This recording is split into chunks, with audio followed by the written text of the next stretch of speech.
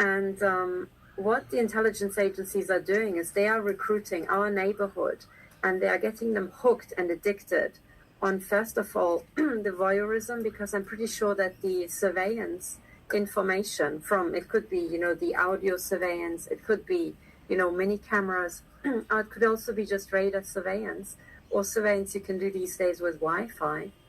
All of this is, I think, being piped to our neighbors, who can then amuse themselves on their laptops by watching us, interfering with us, you know, having little, well, Chris Burton calls them treatments. I call them little, you know, attacks and little crime, crime attacks on us. And it's to them, we are pretty much like their Tamagotchi, okay? Like a really dark, sick, black version of the Tamagotchi. I'm not sure if you remember this phenomenon. By now, looking back, I almost would say that this was predictive programming, or big, large-scale test on young people. How many can get hooked on, you know, feeding a little electronic animal and stuff like that. That was the Tamagotchi phenomenon, which was huge in Germany in, I think, the 1990s. And I think it was big in Japan and so on.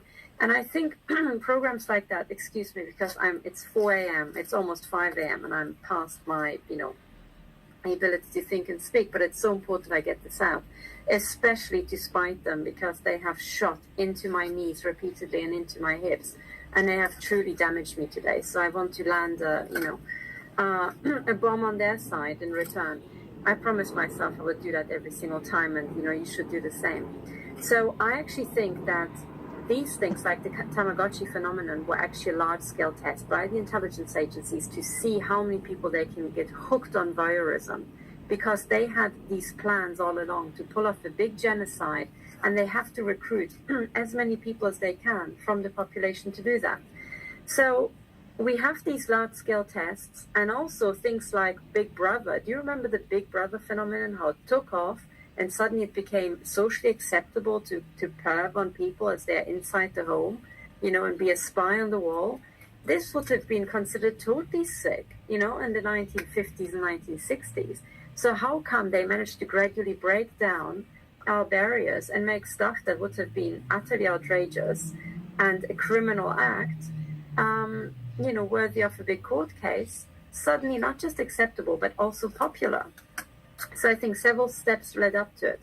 But now the final situation is that we have our neighborhood being recruited to actually transform by themselves a totally boring, you know, suburban little part of town. You can look at where I live on Google Maps. It is like the sleepiest place you can imagine, where, as you say in German, you can fold up the pavements after 9 o'clock because nothing is happening here. And yet they transformed it into this 21st century modern warfare and modern sex trafficking, human testing, trafficking, satanistic hellhole. So how the hell did they do that? So they tap into, sorry, I didn't expect my voice to be quite so bad, but they tap into perversions and addictions that people have, and they try to get them hooked on it and literally get them extremely sexually aroused about the mutilation of other people. So I had chats with the neighborhood here, and bit by bit, looking back, I mean, some of them were obvious gaslighting things, but otherwise, people were talking to me, and just like Millicent, afterwards I figured out that they actually knew that I was in the program, and they had already been recruited and knew that they're going to abuse me, and actually got off on this. So one woman living right next door, I went over to her to tell her about the attacks. As I rang her doorbell, a gang stalker walked past me and actually shot me in the arm so brutally. At the time, I just felt the pain, and then the door opened and I couldn't actually look at my arm. But when I came home, I actually saw that there was a massive bruise on the back of my arm, because I was standing in front of this neighbor, and a gang stalker walking past had, machine gunned me, or maybe it was actually a neighbor across the street, but they had machine gunned me standing in front of another neighbor's home, so badly that they bruised me up. So it was either the gang stalker or it was the home on the other side of the street. Either way, That was the entry. And then I went and spoke to this neighbor. And as I was speaking to her and I explained how I was being attacked with microwave weapons, she played super concerned. And in retrospect, I suspect that she was actually getting data off me. But at some point, she got a phone call. And these time phone calls are just so intel.